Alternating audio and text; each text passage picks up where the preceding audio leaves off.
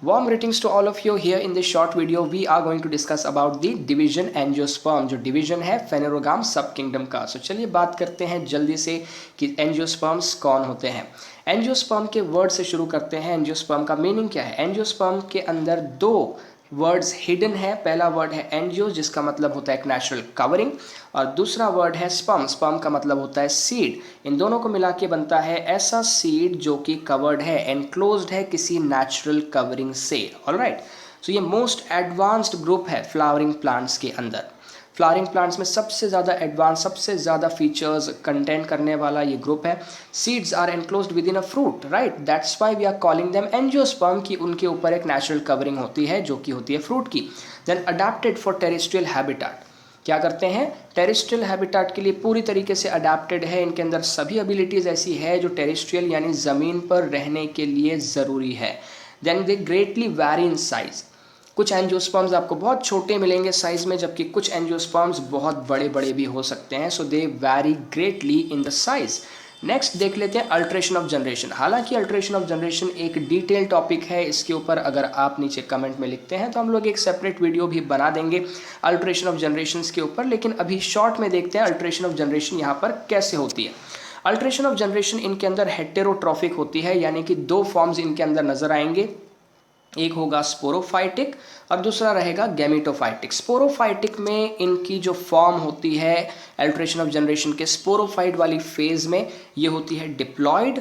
जब ये sporophytic phase में होते हैं तो ये डिप्लॉयड शो करते हैं अपने सेल के अंदर, diploid content of genetic material. Then they are dominant in sporophytic condition, they are autotrophic in sporophytic condition as well as they are independent in sporophytic condition.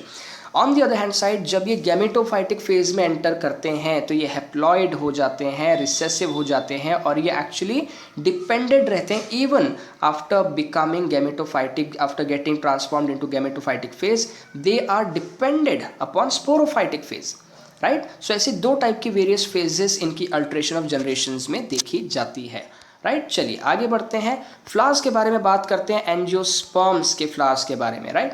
So angiosperms are heterosporous.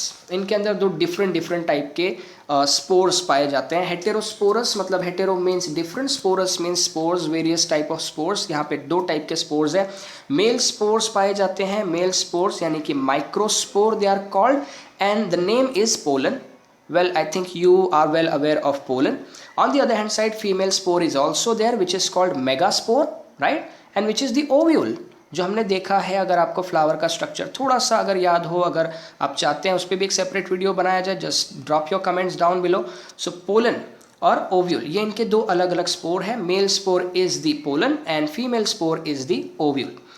नीचे आ जाइए, male part के बारे में बात कर लेते हैं. Male part कौन कौन सा है इसमें. मेल पार्ट इनके फ्लावर्स में होते हैं एंथर और filament. They collectively form microsporophyll, जो कि total male part of a flower है. On the other hand side female part यदि देखें तो फीमेल पार्ट है stigma, style and ovary. Collectively these three things make up megasporophil, which is the female part of the flower of these plants, angiosperms. आगे बढ़ते हैं accessory whorls की तरफ. इनकी तरफ मेल और फीमेल पार्ट के बारे में तो इनके फ्लावर के हमने बात कर ली. आगे अगर हम लोग आ जाएंगे तो मेगास्पोरोफिल यानी कि फीमेल पार्ट और माइक्रोस्पोरोफिल यानी मेल पार्ट के अलावा क्या होता है यहाँ पे, कैलिक्स और कोरोला. जैसे कि यहाँ पे आप डायग्राम्स में देख सकते हैं, ये देखिए नीचे ग्रीन वाला पार्ट जो है, this is what we call calyx, ये ऊपर की तरफ निकला हुआ. और कोरोला, कोरोला ये जो येलोइश सा ऑरेंज सा पार्ट यहाँ पे ऊपर दिख रहा है, जिसको हम लोग आम भाषा में पेटल्स बोलते हैं फ्लावर के, ये पेटल्स भी होती है. ये एक्सेसरी वर्ल्स में आती है. These are accessory whorls. Calyx and corolla are called accessory whorls. Why वो एक्सेसरी वर्ल्स उनको बोलना पड़ रहा है, क्योंकि ये डायरेक्टली पार्टिसिपेट नहीं कर रही है रिप्रोडक्शन ऑफ द फ्लावर में, रिप्रोडक्शन ऑफ द प्लांट में, ठीक है. ये सिर्फ अट्रैक्ट करने के और प्रोटेक्ट करने के काम में आती है. प्राइमरी लेवल पे calyx is actually protecting the immature flower, and secondary condition में ये जो हमारा आप बोल सकते हैं, primarily the calyx is protecting the flower when it is immature. On the other hand side, corolla is actually there to attract any insects and birds which are there, ताकि pollination ठीक से हो सके. So calyx and corolla are called as accessory whorls. Important है, but they are accessory because they are not taking any direct part into reproduction process, right? So let's and it up यहाँ पर ये so let's end it up accessory words पे यहाँ का आज का presentation हमारा खत्म हो गया है। थैंक्स टू यू ऑल, मिलते हैं एक अगले लेक्चर में। Thank you.